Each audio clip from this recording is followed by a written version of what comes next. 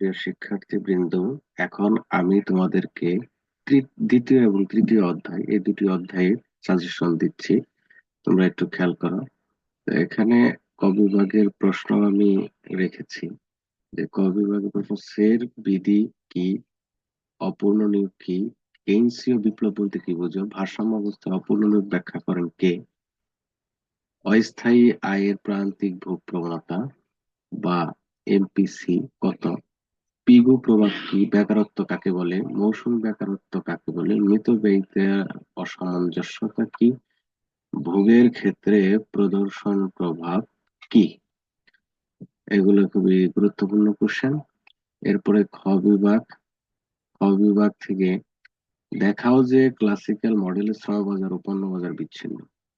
Share বাজার ভিত্তিকে কেনস কিভাবে অকার্যকর প্রমাণ করেছেন, যোগান কিভাবে তার নিজস্ব চাহিদা সৃষ্টি করে, কিংবা শেয়ার বাজার বিধিটি ব্যাখ্যা করে, এভাবেও আসতে পারে। বিনিয়োগ গুণকের সম্মুখগামী কার্যক্রম ব্যাখ্যা করো, কেইনসীয় বুক অপেক্ষকের মূল বৈশিষ্ট্যগুলো লিখো, সঞ্চয় মূলধন বিনিয়োগের মধ্যে সম্পর্ক দেখাও।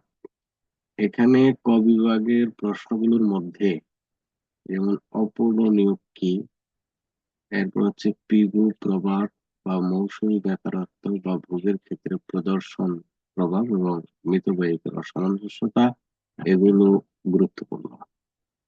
খ বিভাগের মধ্যে এই শেয়ার বাজার বিধি এবং বিনিয়োগ গুণকের সমগামী কার্যক্রম, এটা খুবই গুরুত্বপূর্ণ। খুবই খুবই গুরুত্বপূর্ণ, কারণ এটা এই অধ্যায় বা পরের অধ্যায়ে এই প্রশ্নের উত্তরটা পাবা আশা করি। তো যাই হোক, এরপর হচ্ছে কেনসীয় ভূ-অপেক্ষকের মূল বৈশিষ্ট্যগুলো লেখা, এটাও গুরুত্বপূর্ণ। সঞ্চয় মূলধন ও বিনিয়োগের মধ্যে সম্পর্ক লেখা, এটাও মোটামুটি গুরুত্বপূর্ণ। তবে সবচেয়ে বেশি ইম্পর্টেন্ট এখানে তিন, চার, তিন চার বেশি গুরুত্বপূর্ণ।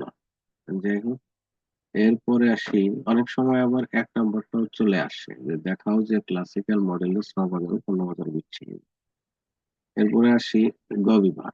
গ বিভাগে কেইনসীয় আয় ও নিয়োগ তত্ত্বের প্রধান বৈশিষ্ট্যগুলো লেখা, কেইনসীয় ও ক্লাসিক্যাল আয় ও নিয়োগ তত্ত্বের মধ্যে তুলনা বা পার্থক্য। দুই, কেইনসীয় মডেলে কিভাবে আয় ও নিয়োগ নির্ধারিত হয় তার সঙ্গে ব্যাখ্যা করা, অথবা কেইনসের আয় নিয়োগ তত্ত্ব আলোচনা করা। এটা খুবই ইম্পর্টেন্ট একটা কোশ্চেন, এটা পরীক্ষায় চলে আসবে ইনশাল্লাহ। তারপর হচ্ছে ক্লাসিক্যাল অর্থনীতিতে কিভাবে নিয়োগ, উৎপাদন, দাম, স্তর, মজুরি ও সুদের হার নির্ধারিত, চিত্রের সাহায্যে দেখো। এই দুই এবং তিন, এই দুইটা থেকে একটা কোশ্চেন চলে আসবে 10 মার্কের জন্য। এছাড়া আরো বেশ কিছু প্রশ্ন রেখেছে, তোমরা একটু দেখে যেও।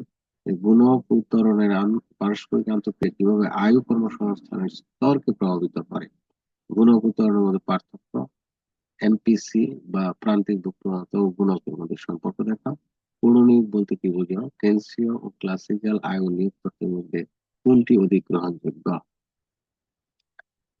এখানে যদিও এটা দেয়া আছে কিন্তু ক্লাসিক্যাল আয় ও নিয়োগ তত্ত্বের মধ্যে তুলনা, এটা এটা প্রায় কাছাকাছি অ্যান্সার। কেইনসীয় মডেল ক্লাসিক্যাল মডেল কতটুকু সম্প্রসারণ তা ব্যাখ্যা করবে।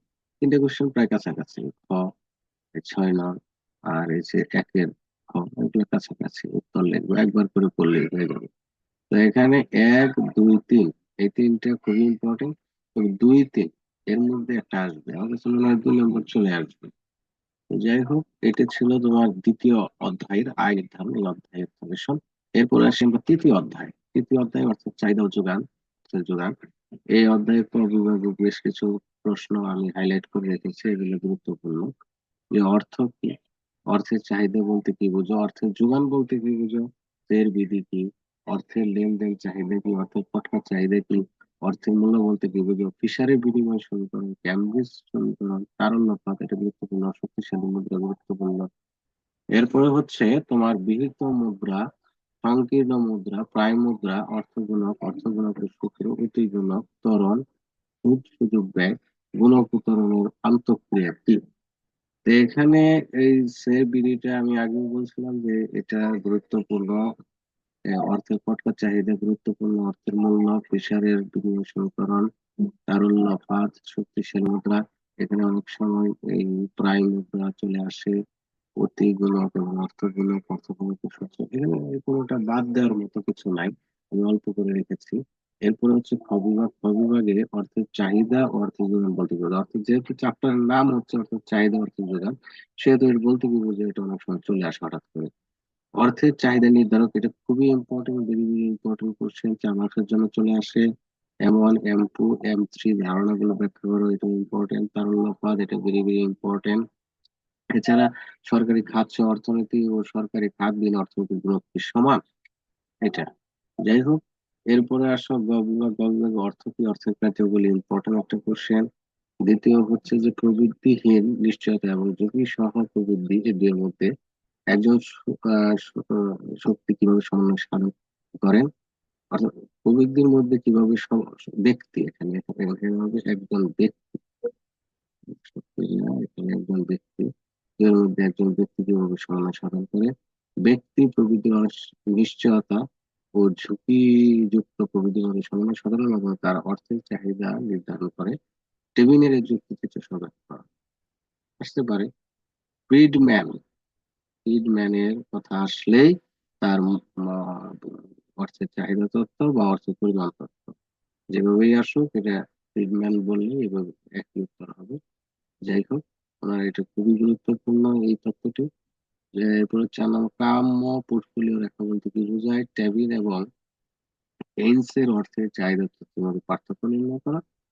জেমস টেবিলের অর্থে চাহিদা তত্ত্বটি ব্যাখ্যা করা।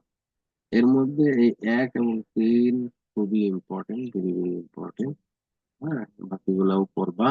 যাই হোক, এই ছিল দ্বিতীয় এবং তৃতীয় অধ্যায়। দ্বিতীয় অধ্যায় থেকে এরকম প্রায় 15 মার্কস চলে আসে, এখান থেকে 15 মার্কসের মতো চলে আসে। তারপর হচ্ছে 15 বা 16 চলে আসে। তৃতীয় অধ্যায় থেকেও এরকম 15-16 মার্কস চলে আসে। তাহলে আমরা প্রথম 3টি অধ্যায় সাজেশন পেয়ে গেলাম। এই 3টি অধ্যায় যদি ভালোভাবে পড়ি, তাহলে আমরা 40 থেকে 45 কিংবা 50, হ্যাঁ, সর্বনিম্ন 40 মার্ক অবশ্যই আমরা পাবো। প্রিয় শিক্ষার্থীবৃন্দ, আজকে এ পর্যন্তই। এরপরে আমি আহ আরো একটা অধ্যায় নিয়ে হয়তো বা তোমার বিকেল বা সন্ধ্যার দিকে আমি নিয়ে আসবো। তো প্রিয় শিক্ষার্থীবৃন্দ, তোমরা পড়তে থাকো, তোমরা পড়ায় এগোতে থাকো, আমিও তোমাদের সাথে আছি। তো শুভকামনা, এ পর্যন্তই।